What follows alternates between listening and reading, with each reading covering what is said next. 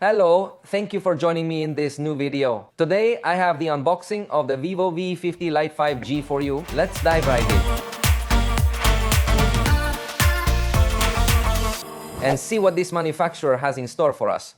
In this instance, its initial launch price in Mexico has been set at 9,999 pesos. This positions it within the upper middle range, and notably, it features the V-Safe Premium program. This program provides us with 3 years of warranty, along with 1 year of theft protection coverage and 6 months of screen repair at no additional cost. Naturally, all these benefits come with terms and conditions in the fine print. There are a few small details to review, but it seems like an intriguing proposal to safeguard your investment in some manner. So, this is what we discovered at the start as the price proposal. However, let's take the device out of its box to see what we will find. The cell phone is directly visible here.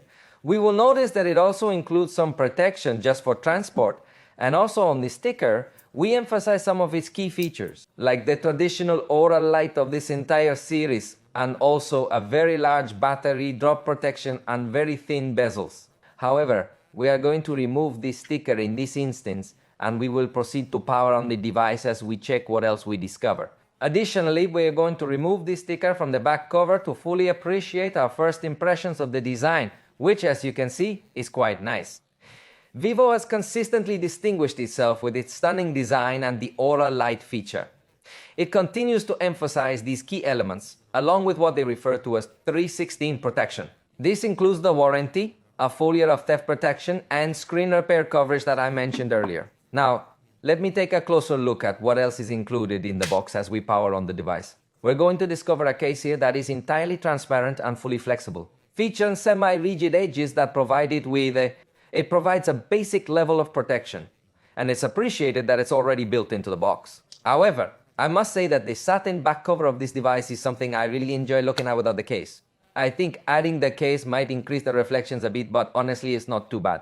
Please let me know in the comments how you would prefer to use this device, because personally I would choose to use it without the case. Now let's take a look and see what else is inside the box.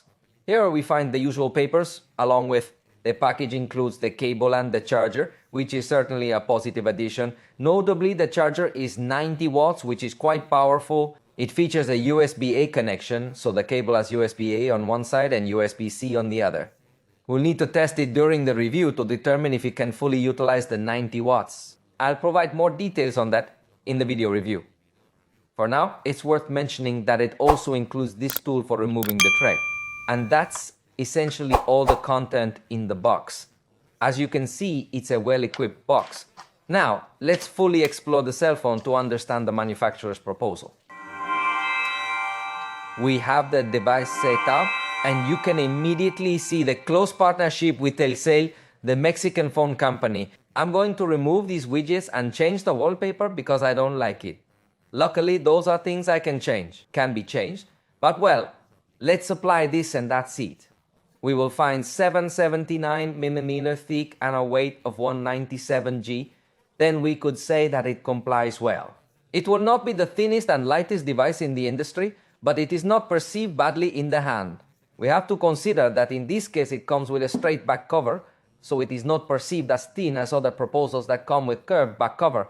However, it feels good in the hand. The screen is equipped with Scott Protection, which is a German company that works closely with Vivo. Additionally, the device features an IP69 level of resistance against dust and water. This means it is completely resistant to both dust and water. We could say that if it falls into shallow water for a brief period, it will survive. However, it is not the most resistant in its price range. The screen itself has a diagonal of 677 inches, making it quite wide, and it also provides us with a resolution.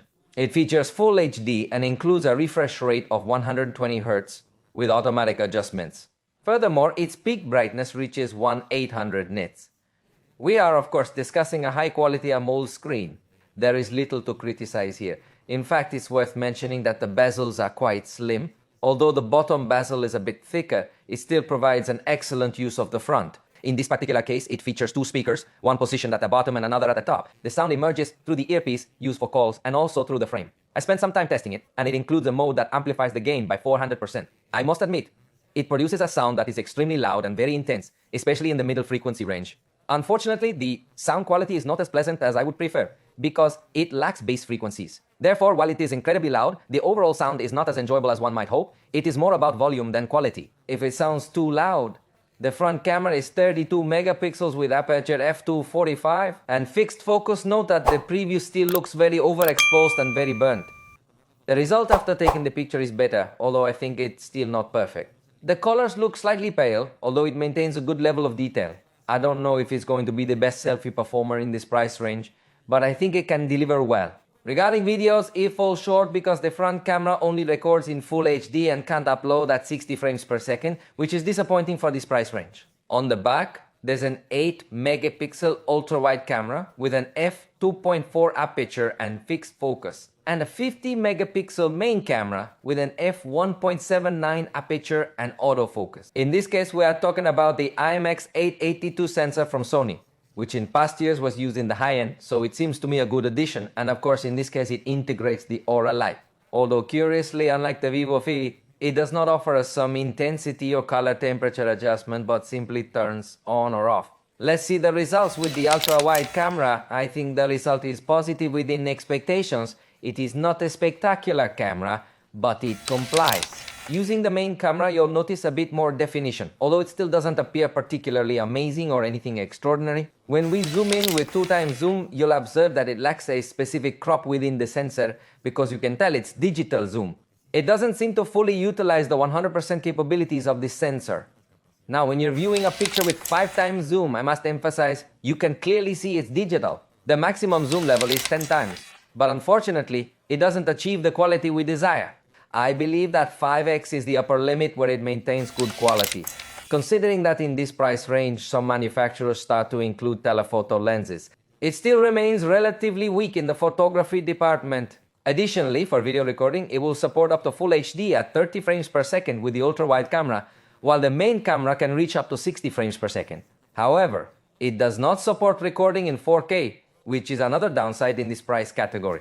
However, the battery is going to be one of its strongest points. It has a capacity of 6,500 mAh.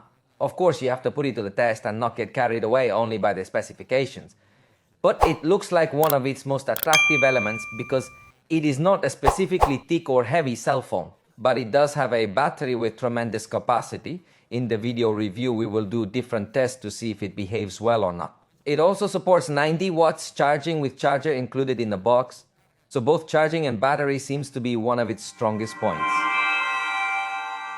Fortunately, it comes with Android 15 and Fontos 15, so it has the latest software from both the manufacturer and Google and offers us an in-display fingerprint reader, although it is optical. Not ultrasonic, but in the price range I think it is expected. The RAM memory is 12 GB and it also doubles with the virtual RAM memory, although you might not consider that. However, the physical RAM memory already boasts a significant capacity, accompanied by 256 GB of storage. Therefore, in terms of RAM and storage, we find several positive aspects in favor of this cell phone. The processor is the MediaTek Dimensity 6300, which within this price range might seem quite weak. But when combined with 12 GB of RAM, I believe that it will provide a very good experience for a large number of users. Quite fluid. But if you are interested in benchmarks, note that in Geekbench gave us 748 points in a single core and 1910 points in multi-core IE, are numbers that are close to what offers us the Helium G99, which is one of the most used processors in economic devices. Therefore, it is very clear that the processor is the main weak point of this cell. However, I insist that in conjunction with 12 GB of RAM, I think it will benefit quite the performance, but in power, gross is quite short. In Antutu, it gave us 438,613 points. So if your main priority is to play, for example, very high graphics content at high frames and similar tasks, this device will really disappoint you a lot. However, as we've seen, it does have elements that can defend it, like a good screen, thunderous sound, the special Aura Light for portraits, but most importantly, the very good battery and good RAM. We finished this unboxing. Hope you liked it. We'll post the full review soon. See you next time.